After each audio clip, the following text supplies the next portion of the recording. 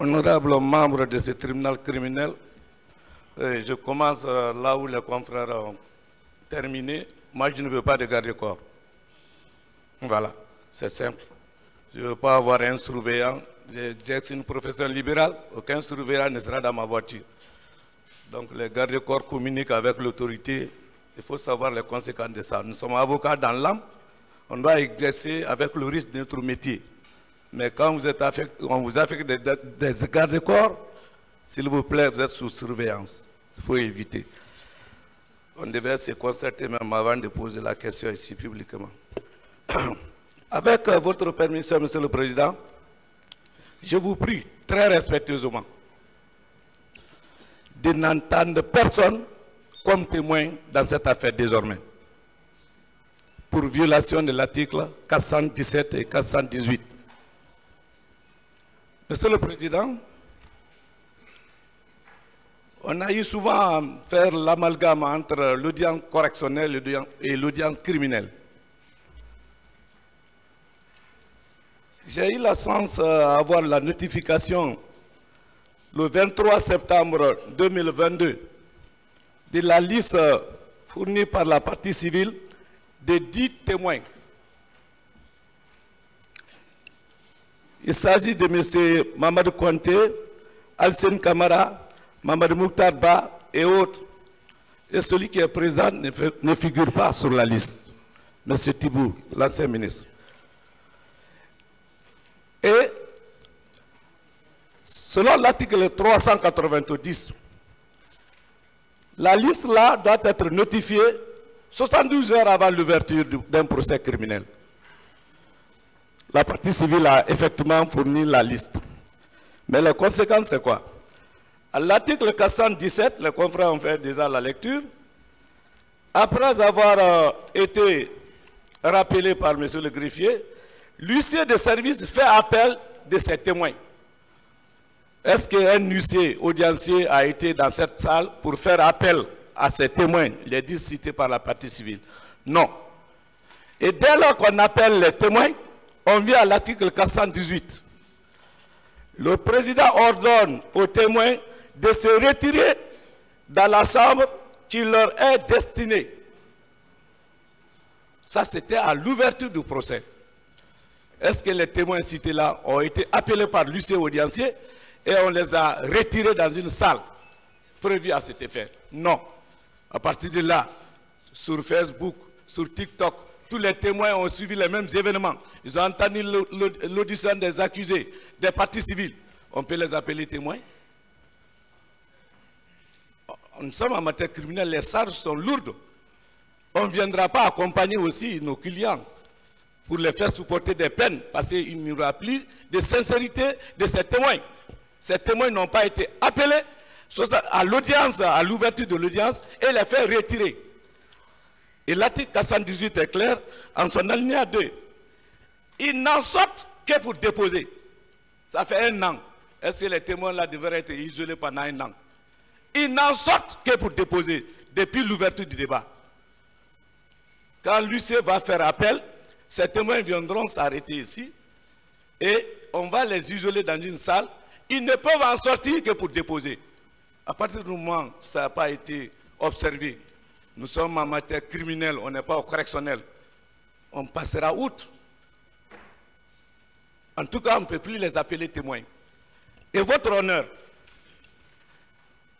le président prend, s'il en a besoin, toute mesure utile pour empêcher les témoins de conférer entre eux. Même si on va les faire isoler dans une salle, on doit les isoler au point que les 2 témoins ou 3 ne peuvent pas communiquer entre eux. Est-ce qu'on a pu isoler les témoins pendant 1 an pour les empêcher de conférer, de témoigner, de communiquer? Sous le fondement de l'article 423, votre honneur, c'est la loi qui nous confère le droit. Toute partie peut s'opposer à l'audition d'un témoin et vous avez la souveraineté de trancher. Je vous prie, sous le fondement de l'article 423, c'est peut-être à titre de simple renseignement, mais qu'on ne peut plus appeler dans cette salle témoin. C'est la loi qui vous donne ce pouvoir, à l'article 423. Sur ce, je vous prie de constater que même la liste des témoins donnée par la partie civile n'a pas obéi. Il n'y a même pas un huissier d'audience dans la salle ici. Je vois le confrère DS qui est en train de rire. Ce sont des vices de forme qui sont des moyens efficaces de cassation. Je m'en remets à votre sagesse. Que Dieu vous bénisse. Je vous remercie. Maître Béa, vous avez un micro devant vous. Merci, Monsieur le Président, Monsieur les assesseurs. Moi, mon problème se situe au niveau de la liste fournie par le parquet. Je vois ici, dans la rubrique des témoins qui ont été cités au cours des débats, au numéro 15, je vois le colonel Ouriba, je pense communément appelé Baouri, commandant du PM3 au moment des faits. Je pense qu'en plus du colonel Baouri, ici et au cours des débats, il avait été révélé que le colonel Gabriel, Tamba Gabriel Diawara, c'est lui qui avait succédé au colonel Ouriba. Et que d'ailleurs, c'est lui qui avait mené les démarches pour que mon client, le colonel Ibrahima Kalonzo, puisse recouvrer sa liberté parce qu'il était en détention pendant les événements. Il a confirmé, même par voie d'huissier, ça a été versé dans le dossier. Donc j'aurais souhaité que le parquet rajoute ces noms sur sa liste, Monsieur le Président. Je vous remercie. Allez-y. Déjà tenu par les le confrères. micro, s'il vous plaît. Donc, les confrères ont développé tout à l'heure des dispositions relatives à l'audition des témoins. Moi, je pense, Monsieur le Président, que la procédure est carrément écorchée. Depuis ma première intervention à cette audience, je vais solliciter que les témoins sortent de la salle. Je l'avais dit depuis très longtemps. Mais il n'y a que la publicité de cette audience et surtout que la presse intervient. Il est difficile de croire en ce que les témoins n'ont pas suivi tous les débats, M. le Président. J'aurais même demandé tout à l'heure qu'il y ait un huis clos par rapport à ça. Mais il se trouve que, M. le Président, déjà, on a faussé depuis le départ. En tout cas, relativement aux témoins. Moi, je crois que la comparution de ces témoins ici n'a pas de crédibilité dans ce dossier. Même à titre de simple renseignement, je crois bien. Les dispositions des articles 418 en font largement foi. Qu'ils se retirent ou qu'ils ne se retirent pas, ils savent déjà ce qui s'est passé. Est-ce qu'on peut entendre tous ces témoins aujourd'hui? À défaut, ils vont conférer entre eux. C'est clair, M. le Président. C'est ça mon inquiétude. Nous voudrions bien qu'on mène bien à cette procédure, mais il se trouve qu'il y a des défaillances au niveau de la procédure. Beaucoup de défaillances. En tout cas, en ce qui concerne les témoignages. Voilà mon point de vue.